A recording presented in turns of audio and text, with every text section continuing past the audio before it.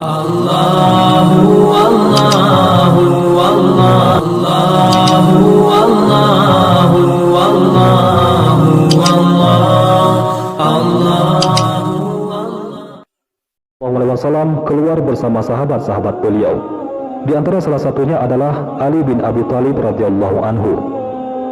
Tiba-tiba datang menemui Rasulullah sallallahu alaihi wasallam seorang badui dengan mengendarai seekor kuda.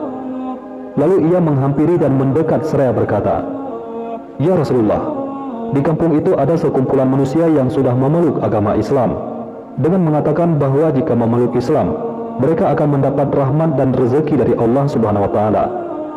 Tetapi sesudah mereka semua memeluk Islam, maka terjadilah musim kemarau yang berkepanjangan, sehingga mereka ditimpa kelaparan dan kehausan.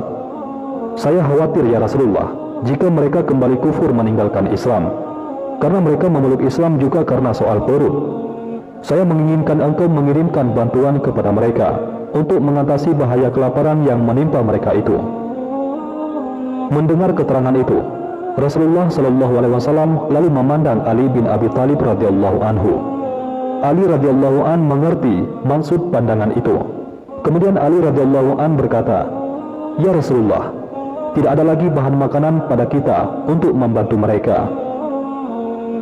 Zaid bin San'ah, seorang pendeta Yahudi yang turut mendengarkan laporan orang Badui dan jawaban Ali bin Abi Thalib radhiyallahu anhu, lalu mendekatlah ia kepada Rasulullah sallallahu alaihi wasallam dan berkata, "Wahai Rasulullah, kalau engkau suka, akan saya belikan kurma yang baik, lalu kurma itu dapat engkau beli dariku dengan hutang dan dengan perjanjian." Berkata Rasulullah sallallahu alaihi wasallam, "Jangan dibelikan kurma itu, sekiranya kau berharap aku berhutang kepadamu. Tetapi berilah kurma itu dan berilah kami pinjaman dari engkau." "Baiklah," jawab Zaid bin San'ah, seorang pendeta Yahudi itu.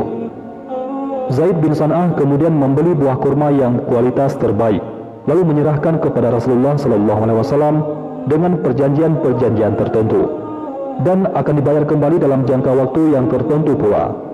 Kemudian Rasulullah sallallahu alaihi wasallam menerima kurma itu, lalu diserahkan kepada orang Badui untuk dibagikan kepada penduduk kampung yang ditimpa bencana itu. Sebagian masyarakat mengenal Zaid tidak hanya sebagai pedagang, tetapi juga ahli kitab. Dia pakar Taurat, sehingga amat dihormati kaum Yahudi di Madinah. Walaupun mengetahui kabar kenabian Rasulullah sallallahu alaihi wasallam, sebagaimana dinubuatkan Taurat dan Injil, Zaid enggan menyatakan Islam. Hari demi hari berlalu, Nabi Shallallahu Alaihi Wasallam suatu waktu memimpin majelis ilmu di Masjid Nabawi. Rumah ibadah itu penuh sesak oleh para sahabat yang dengan penuh perhatian menyimak ceramah Rasulullah Shallallahu Alaihi Wasallam. Tiba-tiba datanglah Zaid bin San'ah melalui pintu masjid. Dia lantas meminta celah agar bisa sampai ke saf terdepan. Banyak kaum muslimin di sana belum mengetahui siapa pria yang tampaknya sedang terburu-buru itu. Bukannya langsung duduk, Zaid yang kini sudah di saf terdepan justru berdiri tepat di belakang Rasulullah sallallahu alaihi wasallam. Dia lalu menarik kain serban Nabi sallallahu alaihi wasallam yang melingkar di lehernya, sehingga beliau seketika tercekik. Seluruh sahabat otomatis berdiri seperti hendak menyerang pria asing ini.